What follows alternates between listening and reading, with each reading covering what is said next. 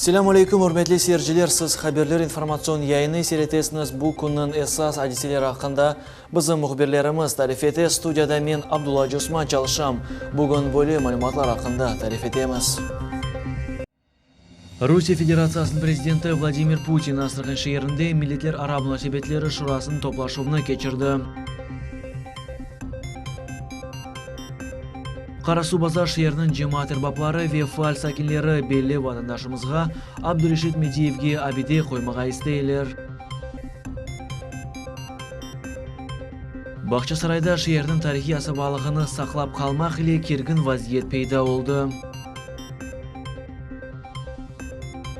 Sovuqlar yakınlaşa, şu sebepten birçok ailelerini evini kızdırmak meselesi rahatsızlay. Bu ve diğer vakalar bizim yayınımızda seyretiniz. Rusya Federasyasının prezidenti Vladimir Putin Astrakhan şehrinde Milletler Ara Münasebetleri Şurası'nın toplaşımını geçirdi. Kırışıvda Rusya Millet Siyaseti'nin devlet işleri boyunca aktual soruları müzakere etildi. Çünkü Milletler Ara Anlaşma devlet yaşayışında en mühim şartıdır. Tafsiyatlıca bizim levhamızda seyretiniz.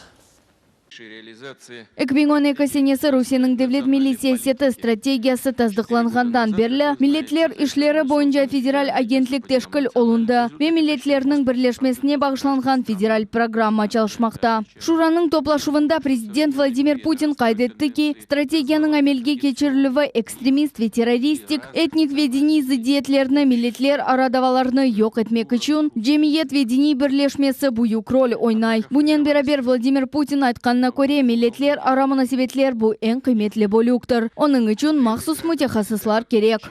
Межнациональные отношения – область очень тонкая и чувствительная. И действовать здесь нужно предельно деликатно и аккуратно.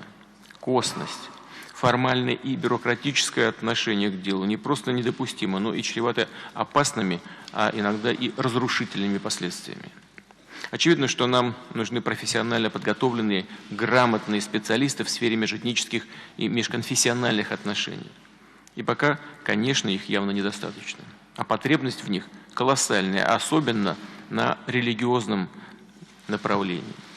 И здесь нам нужны не только религиозные деятели, но и люди светские, но те, которые разбираются в проблемах и могут донести до всех слоев общества свое понимание того, что в этой сфере происходит и что достойно нашей поддержки. Toplaşuvda Milletler Ara Münasebetleri Şurasının azası Eskender Bilalov da çıkışta bulundu. O Kırım Tatar halkının problemaları ve Yarımada'da yapılgan işler hakkında tarif etti. O çıkışında Eskender Bilalov bildirdi ki Kırım Tatar halkı Kırım'da sürgünlükке uğragan halklar reabiliştiruv emiri ve Buyuk Janjenk'nin iştirakçısı Alime Abdınanovaga Rusya Karamanı unvanını verilgeni için teşekkürler bildirdi. Главное, что простые люди видят, что за 2 года сделано больше, чем за 2 десятилетия. Сейчас Крым кипит, в хорошем смысле слова. Масштабный ремонт всех дорог, строительство аэропорта. Я уже не говорю про Керченский мост, одного из крупнейших строительных объектов в мире. Мне лично очень отрадно, что начато и обустройство мест компактного проживания крымских татар. Со следующего года в рамках ФЦП начнется строительство социальных объектов, объектов инфраструктуры, жилья для репрессированных. Кроме того, начато строительство соборной мечети. Несмотря на ту истерию, что устраивает Киев, пытаясь дестабилизировать обстановку в Крыму, у нас в Крыму нет никаких проблем межнациональных отношений. Milletler Ara Münasebetlerinin problemalarına geçsek, olar yok. Ama Kırım için en esas problemalar bu reabiliştiruv vesикасы ve гражданлыктır. У нас есть 2 такие проблемы. Это справки о реабилитации для репрессированных и упрощенное гражданство, где говорят, что около 5000, точного данного нет, что именно репрессированные граждане находятся в Крыму уже в течение 2 лет, которые не могут получить гражданство, и в соответствии они не могут пользоваться всеми теми пенсиями. В Доме уже в 2 чтениях прошел этот закон о упрощенном гражданстве. Я думаю, что вы все-таки побыстрее приняли этот закон, и люди бы, конечно, с радостью приняли бы это. Спасибо вам. Bu sorularga Prezident Vladimir Putin böyle cevap verdi. Мы должны определить, мы определили численность населения, в том числе крымско-татарского, на 2014 год. Исходя из этого, мы выделяем ресурсы, заложенные в федеральную целевую программу по Крыму, исходя из этой численности. И если там есть люди, которые уже к этому моменту проживали реально, то тогда речь может идти... Вот, это эти люди? Да, вот о них может идти речь. Бунен берабер Владимир Путин Ахмеджитте Жума жеме куржылыгынен меракланды. Хатırlatамыз, октябрьнің 28 күні тантаналы шекілде жемінің темел қойылығы олып кечті. Бұл тедбірде Қырым акимиет векілдері, Қырым мұсылманлар муфтиса Джемирали Аблаев ve Rusya Federatsiyası Devlet Dumasының мебусы Руслан Бальбек иштирак еттілер. Алиме Кайбулаева, Миллет үчүн. Русия президенті Қырым Жумхурет бойынша ичкі ишлер назирлігінің муавины вазифесіне полис ребері полковник Павел Каранданы белгіледі. Полковник 2013 сенеден белі Вологодская вилайеті бойынша полис ребері оларақ чалышайды.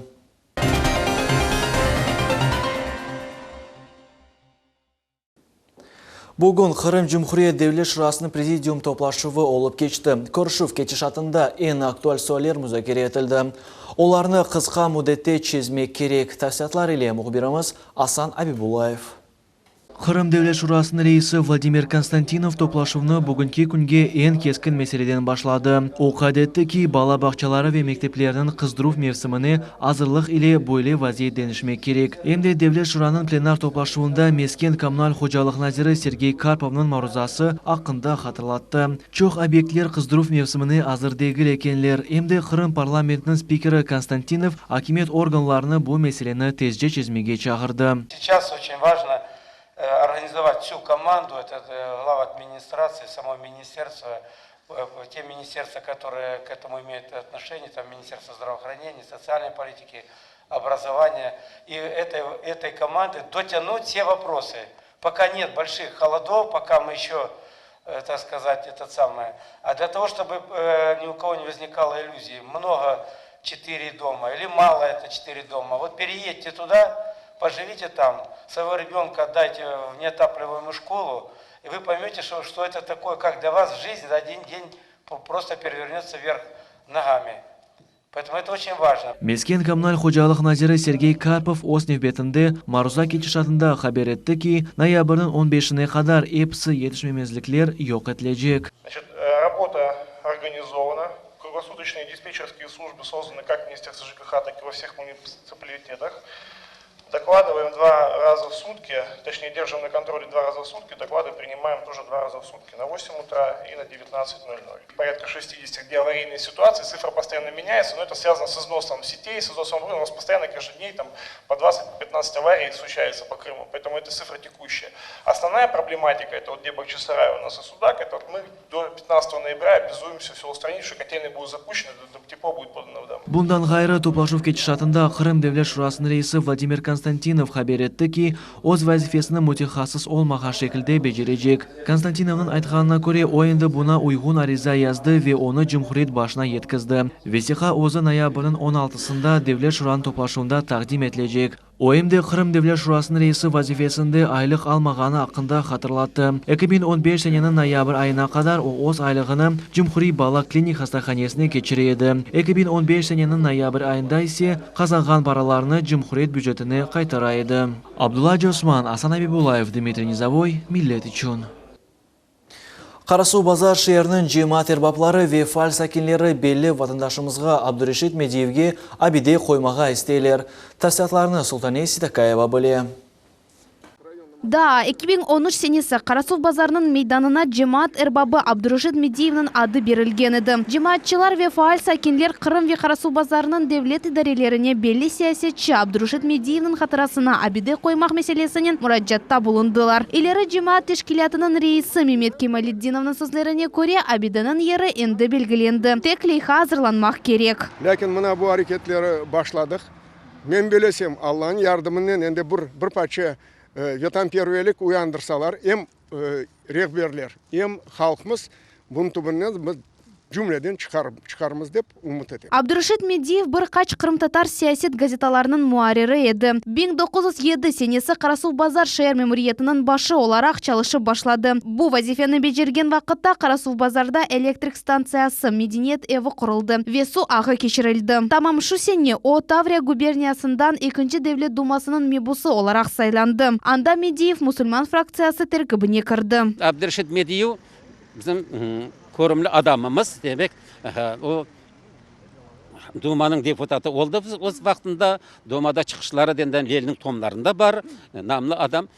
Bunda işte mına bu ortada bir abidesini koymak gerekmez, kısmet etse, son etrafında demek gül, çiçekler, işte абаданстырмак керекміз. Медениет ve milletler ara münasebetleri boyunca bölükнің ребері Мурат Языджиев bu istekке qol tuttu ve келешекли весиқаларны Карасу Базар шәһәр мемориятіне yolladı. Нами на сегодняшний день готовится письмо на администрацию городского совета для того, чтобы они определили место, и то самое, которое было выделено в 2013 году решением сессии, о том, чтобы они по решениям сессии заново подтвердили данное место и выделили средства для того, чтобы установить данный памятник Абдурашид Медиеву.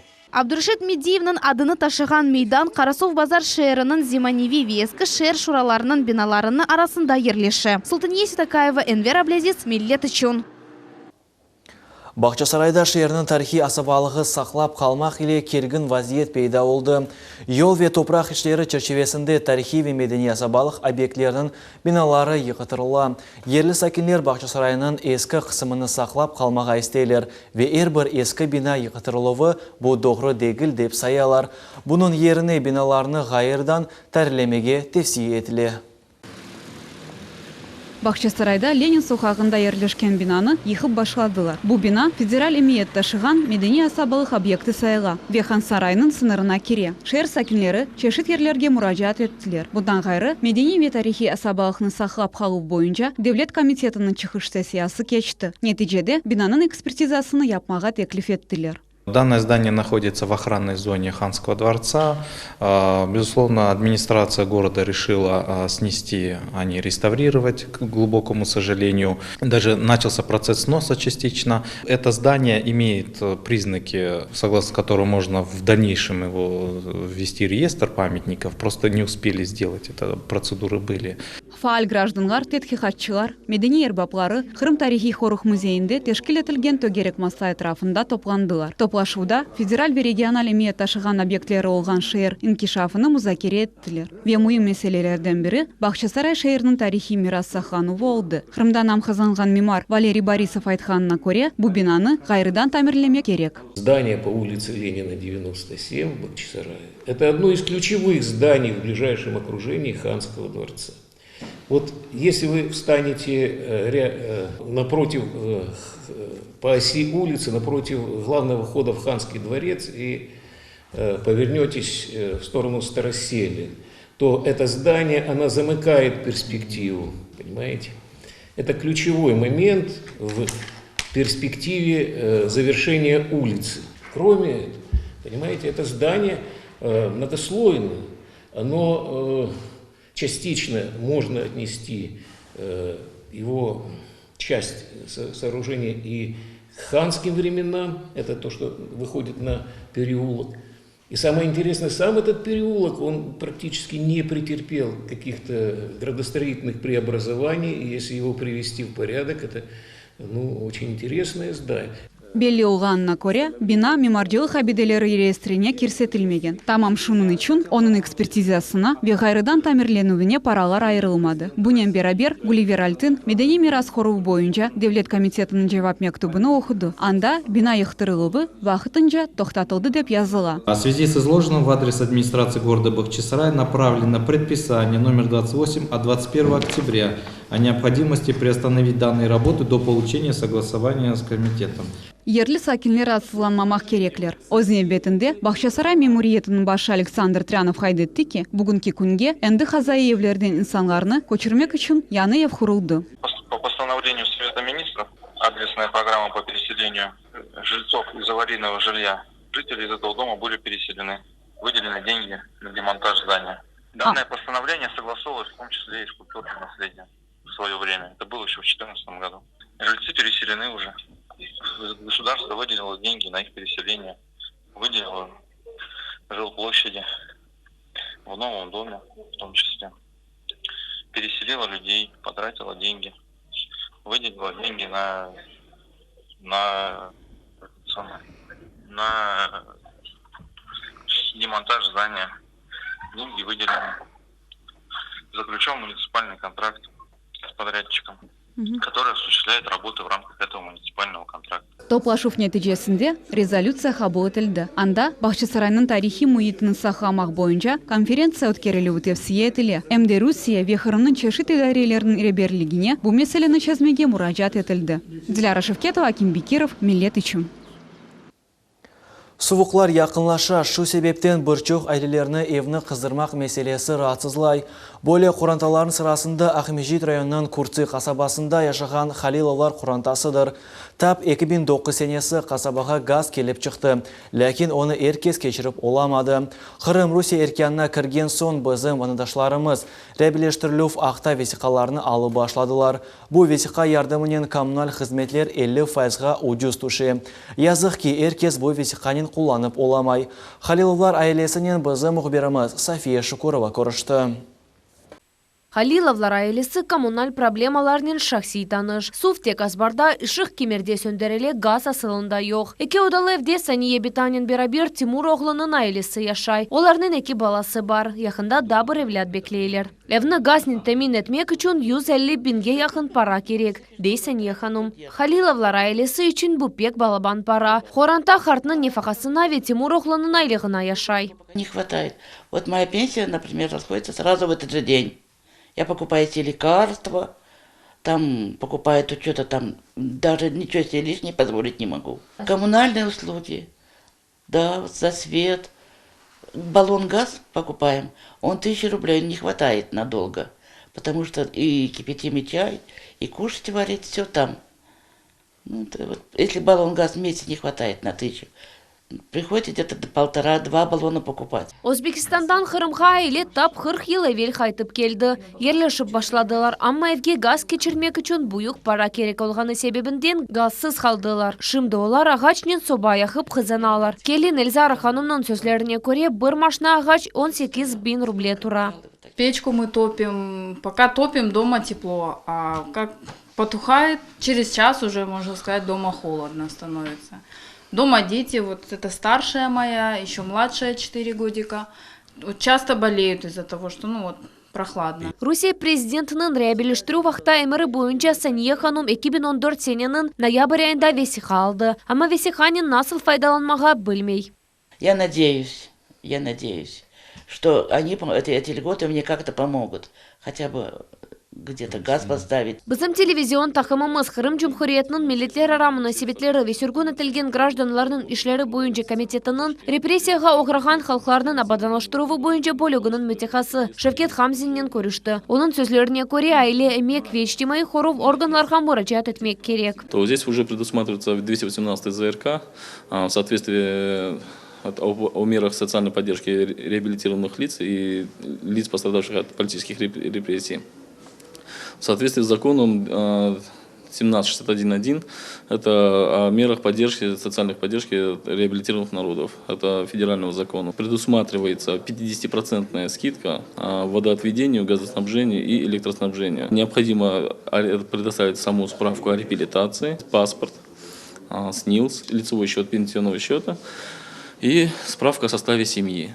Это все должно предоставиться в копии и в оригинале. Bundan da gayrı reabiliştiriu vesikalarını algan insanlar nefakaga hoşma para almak, kommunal hizmetlerinin tek 50%'ını tölemek ve içtimai nakliyede imtiyazlar ile kullanmak mümkün. Onun için emniyet ve içtimai хоров organlarına müracaat etmek gerek. Safiya Şukurova, Edem İsmailov, Hasan Zivadzinov, Millet üçün. Bugün Ahmejit'te matbuat konferensiyada Kırım Cumhuriyeti'nin çok kvartiralı evler kapital tamir etilivi boyunca aktual sualler mevzusu ko'tarildi. 2016 senenin oktyabr ayından başlap Kırımlılar çok kvartiralı evlerinin umumi himayesinin kapital tamir etilmesini ilk kere ODEV hakkında kvitansiyanı aldılar. ODEV'nin nizamı nasıl, imtiyazlar var mı? Bu ve diğer sorularga matbuat konferensiya çerçevesinde spikerler cevap verdiler. Впервые в истории Республики Крым у нас стартовала программа капитального ремонта многоквартирных домов в соответствии с 753-м постановлением правительства Республики Крым. Первый платежный документ у нас поступил за сентябрь месяц.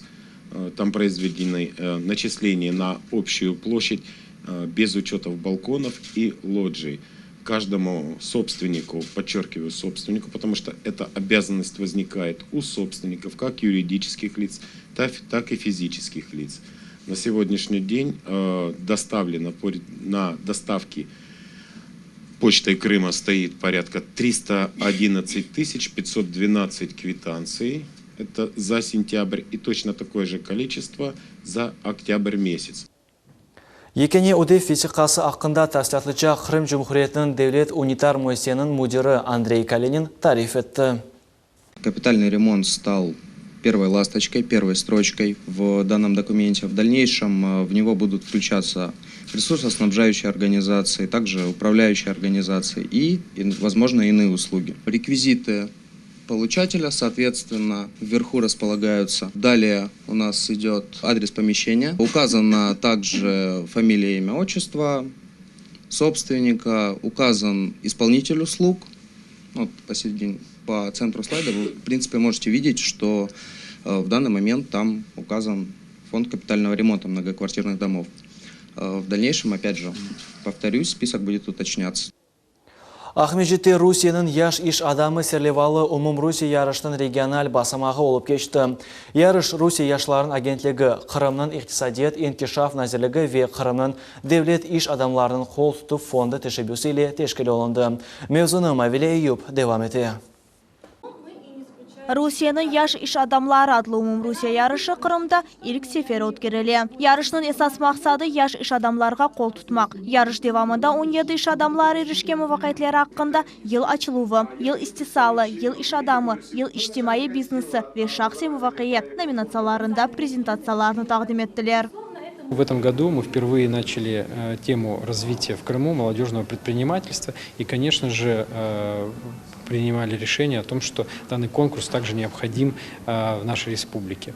Всего в конкурсе приняло участие более 50 человек. Сейчас к финальной защите у нас подошло 17. Всего было представлено 7 муниципальных образований. Сегодня ребята будут представлять свои проекты в 4 номинациях, и те победители, которые будут определены, их фамилии, их, соответственно, проекты будут направлены в Москву, и мы ждем, что они будут допущены непосредственно к финалу, уже непосредственно защите проекта в городе Москве.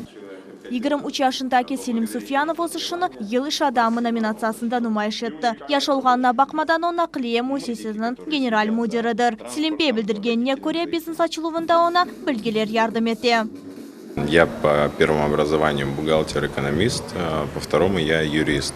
Вот, и это дало мне большой плюс в нашей работе, как по работе с экономикой предприятия, так и, конечно же, с юридической стороной данного бизнеса. Дальнейшие планы – это, конечно же, развитие, получение, по возможности получения новых маршрутов, обеспечение качественной перевозки пассажиров в Крыму. Әрбір номинацияда ғалиплер белгіленді. Олар ярлықлар ве кубыглар еле тағдырленділер. Зафер қазанған иштиракчилер декабрь айында Москвада олып кечежек финалда күчлерін сынажақлар. Мавиле Юб, Дмитрий Завой, миллет үшін.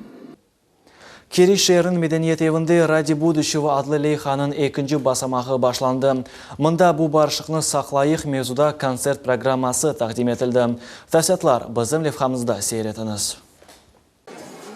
Тедбірні халқлар дослуқ евінде ве милетлер ара ве сүргін олған гражданлар ішлері бойынша Девлет комитетінің қолтуы иле тешкіл етілді. Тешкілятчыларын сөзлеріне көре лейханын мақсады балалар халық дипломатиясыны жанландырмақ ве инкишаф еттірмектір. Целью социального проекта «Ради будущего» является мир во всем мире. Старт проекту был дан 22 июня. Девизом этого старта было 100 дней без выстрела на земле. Завершением стало 30 сентября, когда все дети Крыма, это более 10 тысяч детей, совместно запускали в небо бумажных журавликов с мыслью о мире с надеждой о мире на всей земле. Мерасимны дин векілері açtılar ki, şehirinin ve Yedikuyu rayonunun baş imamı Rustem Memetov kaydetti ki, insanlar din ve millet mensupligine bakmadan birlikte olmak gerekler. Bugün de böyle bir merasime davet ettiler ki, balları toplayıp birlik, beraberlige, muhabbetlige çağırmaya bir merasim etip geçirirler. Öyle sanayım ki, aynı da dinimizde de yaxşılık, muhabbetlik, merhametlik, birlik, beraberlik olmak için işte gelip bu merasimde birkaç sözlerden çıkışta bulunup bala çağayı ve ana babalarını hepsini birlige, beraberlige, muhabbetlige çağırıp ve duacıyız ki yani başımızda bombalar patlamasın, açlık görmeyik, kara günler görmeyik, sevinip, kuvanıp vatanımızda yaşamak nasip etsin diyerek bugün bu merasimde bulundum. Leyhanın genç iştirakçıları eminler, ballar geleceğini tek birleşip, cennet kurtarmak ve barışıkta yaşamak mümkün. Мы приехали сюда, чтобы сообщить всему миру, чтобы они перестали воевать и чтобы не было войны. Чтобы перестала война быть. И чтобы мир был дружный. Вот, чтобы было яркое небо и чтобы никогда не было в жизни войны. Это фестиваль ради будущего. Мы будем помогать миру, чтобы никогда не было войны и чтобы никто не воевал никогда. Teşkilatçıların aytkanına göre bu leyha Kırım'ın 5 yerlerinde takdim edilecek ve yekünlengen son vesikalı film dünya yüzüne görecek.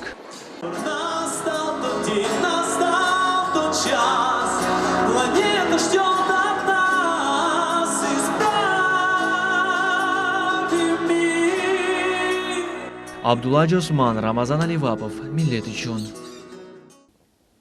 Yarın Kırım'da akşamgacha bulutlu hava olacak. Kun devamında ise yağanaklar beklenilmey deb haber ettiler. Hidrometeorologiya ve etraftaki muhit monitoringi boyunca Kırım idaresinde gece hava harareti 0'dan aşağı 2 gradusunu teşkil edecek.